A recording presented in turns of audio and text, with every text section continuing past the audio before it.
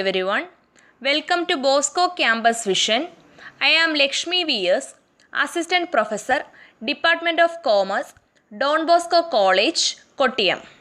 This is the 32nd lecture on the subject Recovery and Refund of Income Tax, which is a subject for semester 3 students of BCom Tax Procedures and Practices. In previous lecture, we were discussing about deduction of tax on winnings from lottery or crossword puzzles etc. and deduction of tax on winnings from horse race.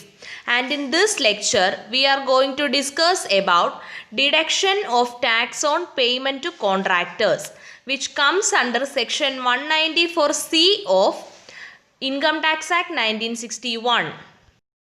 Income tax will be deductible at source from payments made by the following to any resident contractor for carrying out any work, including supply of labor for carrying out any work, in pursuance of a contract between the contractor and അതായത് ഇനി പറയുന്ന ഗവൺമെൻറ്റ്സും ഇൻസ്റ്റിറ്റ്യൂഷൻസും ഒക്കെ ഒരു കോൺട്രാക്ടർക്ക്, ഒരു resident കോൺട്രാക്ടർക്ക് നടത്തുന്ന പേയ്മെൻറ്റ്സിലുള്ള TDS ആണ് ഈ സെക്ഷനിൽ പറയുന്നത്.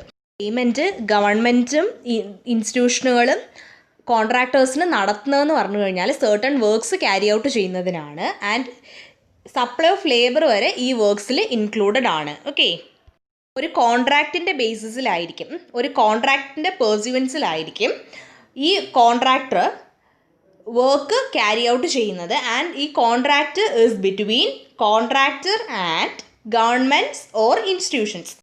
ആൻഡ് നമുക്ക് ഡിസ്കസ് ചെയ്യാം ഏതൊക്കെ ഗവൺമെൻറ്റ്സ് അല്ലെങ്കിൽ ഏതൊക്കെ ഇൻസ്റ്റിറ്റ്യൂഷൻസ് ആണ് കോൺട്രാക്ടേഴ്സുമായിട്ട് കോൺട്രാക്റ്റിൽ ഏർപ്പെടുകയും അതനുസരിച്ച് കോൺട്രാക്ടേഴ്സ് വർക്ക് ക്യാരി ഔട്ട് ചെയ്യുകയും ചെയ്യുന്നതെന്ന്. Okay, and the first one, the central government or any state government, or second one, any local authority, or third one, any statutory corporation, or fourth one, any company. അതായത് central government ആകാം, അല്ലെങ്കിൽ state government ആകാം, അല്ലെങ്കിൽ local authority ആകാം, അല്ലെങ്കിൽ statutory corporation ആകാം, അല്ലെങ്കിൽ company ആകാം, or any cooperative society or any statutory authority engaged in providing housing accommodation or engaged in planning, development or improvement of cities, towns and villages, or for both, or any registered society or അതായത് ഒരു cooperative society ആകാം, അല്ലെങ്കിൽ ഒരു statutory authority ആകാം. ഈ statutory authority housing accommodation provide ചെയ്യുന്നതായിരിക്കാം, അല്ലെങ്കിൽ cities, towns and villages തുടങ്ങിയവയുടെ പ്ലാനിംഗ്, ഡെവലപ്മെൻറ്റ് ഓർ ഇംപ്രൂവ്മെൻറ്റ് തുടങ്ങിയ ആക്ടിവിറ്റീസിൽ എൻഗേജ്ഡ് ആയിരിക്കാം, അല്ലെങ്കിൽ ഈ രണ്ട് ആക്ടിവിറ്റീസും ഒരുമിച്ച് ചെയ്യുന്ന ഒരു സ്റ്റാറ്റുട്ടറി അതോറിറ്റിയും ആകാം. ഓക്കെ, ദെൻ ഒരു രജിസ്റ്റേർഡ് സൊസൈറ്റിയും ആകാം. Or any trust or any university established under an act or declared to be university by the University Grants Commission, or any government of a foreign state or a foreign enterprise or association or body established outside India, or അതായത് ഒരു trust ആകാം, അല്ലെങ്കിൽ any university ഒന്നുകിൽ ഒരു act പ്രകാരം establish ചെയ്തതാകാം, അല്ലെങ്കിൽ university Grants commission university എന്ന് declare ചെയ്തതും ആകാം. ഓക്കെ, അല്ലെങ്കിൽ ഒരു ഗവൺമെൻറ് ആകാം, ഫോറിൻ സ്റ്റേറ്റിൻ്റെ ഗവൺമെൻറ് ആകാം, അല്ലെങ്കിൽ ഒരു ഫോറിൻ എൻ്റർപ്രൈസ് ആകാം, അല്ലെങ്കിൽ ഇന്ത്യക്ക് പുറത്ത് എസ്റ്റാബ്ലിഷ് ചെയ്ത ഒരു അസോസിയേഷനോ ബോഡിയോ ആകാം.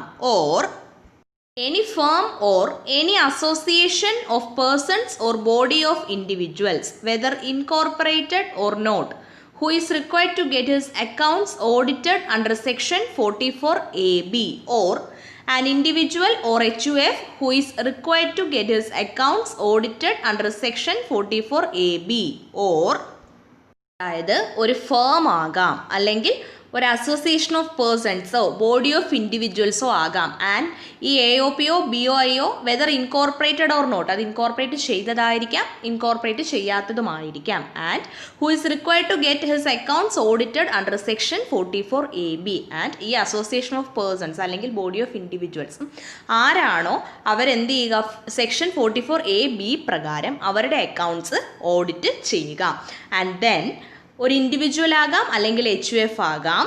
And who is required to get his accounts audited under section 44AB. Section 44AB പ്രകാരം ഈ ഇൻഡിവിജ്വലോ HUFO അവരുടെ അക്കൗണ്ട്സ് ഓഡിറ്റ് ചെയ്യണം. ഓക്കെ, ഇപ്പോൾ ഇവിടെ ഡിസ്കസ് ചെയ്ത ഗവൺമെൻറ്റ്സ് ഓർ ഇൻസ്റ്റിറ്റ്യൂഷൻസ് ഇവയിൽ ഏതെങ്കിലും ആയിട്ടായിരിക്കും കോൺട്രാക്ടേഴ്സ് കോൺട്രാക്റ്റിൽ ഏർപ്പെടുന്നതും അതിൻ്റെ ഭാഗമായിട്ട് വർക്ക് ക്യാരി ഔട്ട് ചെയ്യുന്നതും. ആൻഡ് ഈ ഡിസ്കസ് ചെയ്ത ഇൻസ്റ്റിറ്റ്യൂഷൻസിൽ നിന്നായിരിക്കും പേയ്മെൻറ്റ് കോൺട്രാക്ടേഴ്സിന് നടത്തുന്നതും ആ പേയ്മെൻറ്റിലാണ് TDS ഡിഡക്റ്റ് ചെയ്യുന്നത്. Okay, however an individual or HUF shall not deduct tax at source where such sum is credited or paid to the contractor exclusively for personal purposes of such individual or any member of HUF. അതായത് ഒരു ഇൻഡിവിജ്വലോ HUFO ഈ കോൺട്രാക്ടർക്ക് amount pay ചെയ്യുകയോ some credit ചെയ്യുകയോ ചെയ്യുകയാണ്. And ഈ amount pay ചെയ്യുന്നത് അവരുടെ personal purpose, അതായത് പേഴ്സണലി ഉള്ള എന്തെങ്കിലും വർക്ക് ക്യാരി ഔട്ട് ചെയ്തതിനാണ് ഈ ഇൻഡിവിജ്വലോ HUFO കോൺട്രാക്ടർക്ക് പേയ്മെൻറ്റ് നടത്തുന്നത് അല്ലെങ്കിൽ സം ക്രെഡിറ്റ് ചെയ്യുന്നത് എന്നുണ്ടെങ്കിൽ അവിടെ TDS ഇല്ല. ഇൻഡിവിജ്വലോ HUFO ഈ ഒരു കേസിൽ കോൺട്രാക്ടർക്ക് പേ ചെയ്യുന്ന എമൗണ്ടിൽ TDS ഡിഡക്റ്റ് ചെയ്യില്ല. When TDS tax shall be deducted at source if the sum exceeds rupees 30,000. Further, where the aggregate of the amounts paid or credited during the financial year exceeds rupees 1 lakh, tax will be deducted at source. അതായത് എപ്പോഴാണ് TDSൻ്റെ deduction വരുന്നത് എന്നുള്ളതാണ്.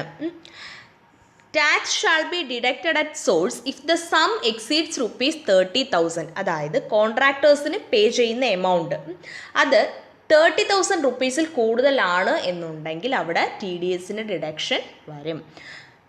Further, where the aggregate of the amounts paid or credited during the financial year exceeds rupees 1 lakh, tax will be deducted at source. ഇനി ഒരു financial ഇയറിൽ ഈ കോൺട്രാക്ടേഴ്സിനുള്ള പേയ്മെൻറ്റ്സിൻ്റെ aggregate amount pay ചെയ്തതോ credit ചെയ്തതോ ആ ഒരു എമൗണ്ട് 1 lakh റുപ്പീസിനെ എക്സീഡ് ചെയ്യുകയാണ് എന്നുണ്ടെങ്കിൽ tax will be deducted at source. Then അവിടെ TDS ആപ്ലിക്കബിൾ ആണ്. Okay, then rate of TDS where the payment is being made or credit is being given to. അതായത് payment നടത്തുന്നതോ അല്ലെങ്കിൽ amount credit ചെയ്യുന്നതോ an individual or HUF ഒരു ഇൻഡിവിജ്വലിനോ HUFനോ ആണെങ്കിൽ TDSൻ്റെ rate എന്ന് പറയുന്നത് 1% ആണ്. And in case of any other person the rate of TDS is 2%. Okay, and there are certain exception on deduction of tax on payment to contractors. Tax shall not be deducted at source if the following conditions are satisfied. ഇനി പറയുന്ന conditions satisfy ചെയ്തിട്ടുണ്ടെങ്കിൽ tax deduct ചെയ്യില്ല, TDS applicable അല്ല. And the first condition is the payment is made or credit is given during the course of business of plying, hiring or leasing goods carriages where such contractor owns 10 or less goods carriages at any time during the previous year.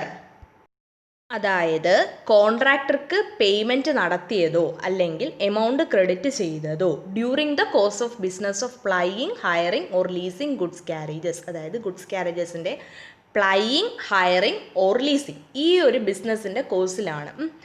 And ഈ ഒരു contractor ആ ഒരു previous ഇയറിൽ എപ്പോഴെങ്കിലും 10 അതിൽ കുറവോ goods ക്യാരേജസ് on ചെയ്യുകയും ചെയ്തിട്ടുണ്ട്. അങ്ങനെയുള്ള കേസാണെങ്കിൽ TDS ആപ്ലിക്കബിൾ അല്ല. And the second condition is the contractor furnishes his PAN to the tax deductor. ആരാണോ ടാക്സ് ഡിഡക്റ്റ് ചെയ്യേണ്ടുന്നത് ആ പേഴ്സണിന്, ആ ടാക്സ് ഡിഡക്ടറിന് കോൺട്രാക്ടർ തൻ്റെ പെർമനൻറ്റ് അക്കൗണ്ട് നമ്പർ ഫേർണിഷ് ചെയ്യുന്നു. ദെൻ TDS ഈ ഒരു കേസിലും ആപ്ലിക്കബിൾ അല്ല. For the purpose of TDS the term contract includes sub contract.